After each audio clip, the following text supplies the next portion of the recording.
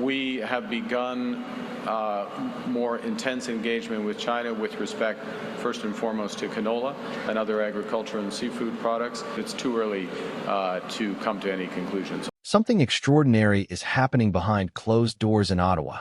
After more than a year of escalating trade tensions between Canada and China, whispers are now swirling through diplomatic circles. Whispers that could signal one of the boldest policy reversals in recent Canadian history. Tonight, we're talking about what insiders are calling Canada's shock play, a move that could change the trajectory of our relationship with China, our farmers, and even our auto industry. The idea?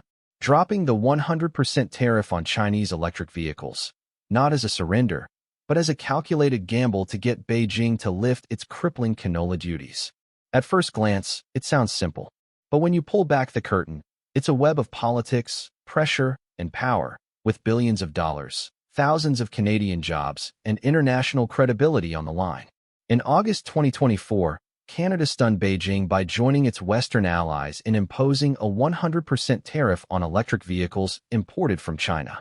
Ottawa framed it as a defensive measure, protection against unfair Chinese subsidies, forced labor allegations, and dumping practices that were devastating global EV markets. It was hailed as a stand for fairness, a show of solidarity with the United States and the European Union. But in Beijing, it was viewed very differently. Chinese state media blasted Canada's decision as economic aggression under the mask of virtue. And by the spring of 2025, retaliation had begun. In March, China fired back hard.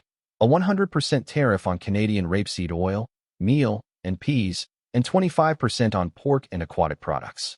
Then came the hammer blow. In August 2025, Beijing imposed a preliminary anti-dumping duty of 75.8% on Canadian canola seed, effectively shutting out one of Canada's most vital export markets. To put that in perspective, China had been importing over $5 billion worth of Canadian canola each year. Overnight, that market was gone. Farmers from Saskatchewan to Manitoba felt the hit. And while Ottawa promised support packages, what producers really wanted was access, not subsidies. Behind the scenes, tension between provincial governments and Ottawa began to boil. By late summer, the mood among Prairie premiers was reaching a breaking point. Grain elevators were overflowing. Prices were dropping. Export contracts were collapsing. That's when talk of a shock play began, a radical, risky idea that only a few months earlier would have been political suicide.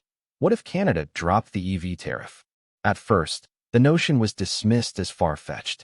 But sources inside the Trade Ministry began leaking hints that it wasn't off the table. According to a leaked internal memo, which neither Ottawa nor Beijing has confirmed, Chinese negotiators had quietly floated a deal. Beijing will lift canola tariffs and restore normal trade if Canada first removes its unjustified EV import barriers.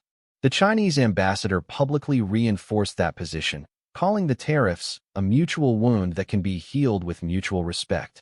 Suddenly, voices within Canada's agricultural sector began to shift. Prairie premiers like Kinew started pressing Ottawa to put farmers first. Kinew's words echoed across the political spectrum. This isn't about surrendering to China. It's about protecting Canadian livelihoods. Every day of inaction means millions in losses for our farmers. Inside Ottawa, the debate split the cabinet. Some ministers reportedly supported exploring a tariff rollback, quietly framing it as a temporary reset to de-escalate tensions. Others warned it would look like capitulation to Beijing's pressure tactics. The Prime Minister's office maintained an official line: no policy change is currently under consideration.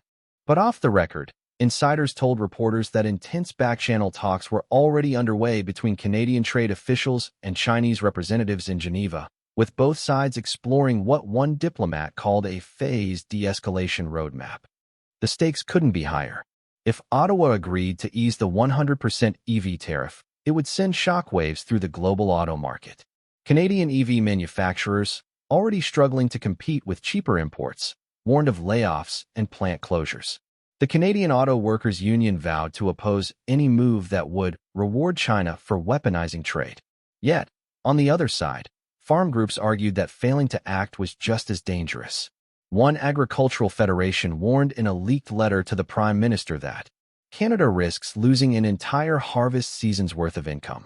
Our rural economy cannot survive another year under these sanctions. Then came the twist. In September 2025, a report from Juno News revealed what appeared to be a confidential trade discussion document titled Operation Rebalance. The document allegedly outlines a three-step plan. Announce a partial suspension of the 100% EV tariff for a 6-month review period. Demand simultaneous suspension of China's canola duties pending a joint audit of market fairness. Reinstate or adjust tariffs depending on China's compliance. If real, it would mark a stunning shift in Canada's trade posture and one of the most daring diplomatic plays of the decade. Ottawa refused to comment on the authenticity of the report. Beijing, meanwhile, called it a constructive signal of goodwill. The timing was no coincidence. With the canola harvest season underway, every passing week without access to Chinese buyers meant mounting losses. One senior trade analyst told Reuters that Ottawa may be preparing the public for an eventual policy U-turn, but they'll frame it as a win, not a retreat. But here's where the suspense truly builds.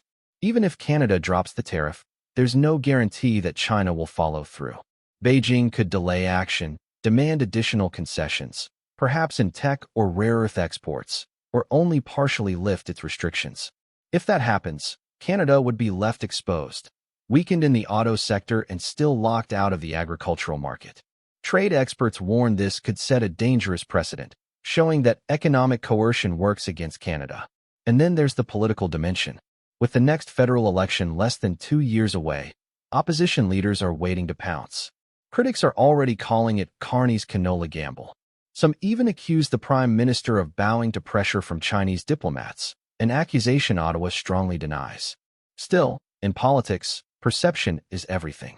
As winter approaches, Canada's gamble hangs in the balance.